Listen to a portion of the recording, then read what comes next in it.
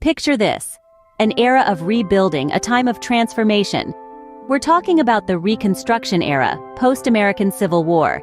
It's a period of redefining democracy, of extending rights to former slaves. It's an era that reshaped the South, an era that changed the face of America.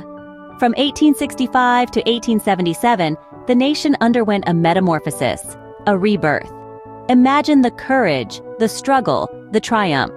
The Reconstruction era, a complex chapter in history, yet a cornerstone of the nation we know today, a testament to resilience. Remember, history shapes us, we shape the future. Until the next chapter,